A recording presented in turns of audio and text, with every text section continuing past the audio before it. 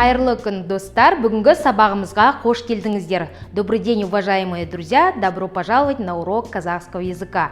Тема сегодняшнего урока – сәлемдесу, қоштасу сөздері. Слова приветствия, слова прощания. В казахском языке существуют разнообразные формулы приветствия, употребление которых зависит от возраста, адресата и говорящего. Дистанция между партнерами – чужой, знакомый, друг, родственник, пола адресата и говорящего. Сәлеметсің бе? Здравствуй. Употребляемое по отношению к младшим либо родственникам имеет следующие варианты. Сәлеметсіңдер ме? По отношению к нескольким представителям той же возрастной группы. Сәлеметсіз бе? По отношению к людям старшего возраста. И сәлеметсіздер ме? По отношению к нескольким представителям старшего возраста.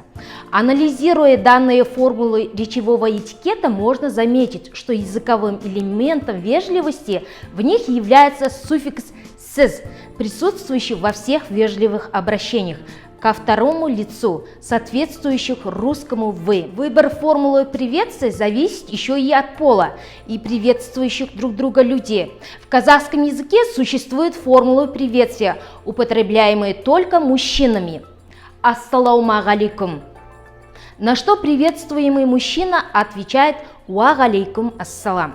Интересно в казахских формулах приветствий и то, что многие из них являются в то же время и вопросом, и здоровье адресата. Так приветствия «Амансыз ба», «Аман есенсіз бе» и так далее. Имеют в своей основе такие слова, как «Аман» – здоровый, благополучный, невредимый, «Есен» – благополучный, «Сау» – здоровый. В казахском языке существуют также такие формулы приветствия, как «Қайырлы таң», «Қайырлы күн» және «Қайырлы кеш». Вечер, светлый, добрый вечер. Их употребление подчеркивает уважительное отношение к адресату. Такие приветствия можно услышать на работе, между коллегами. Так может поздороваться начальник с подчиненным. Причем подчиненный ответить также. Формулы ответы на осведомление о жизни, здоровье, делах. Например, «Жақсы» – хорошо, «Тамаша» – прекрасно, «Жаман емес» – неплохо, «Ойдағыдай» – благополучно. В казахской лингвокультуре формулы прощания достаточно многочисленны.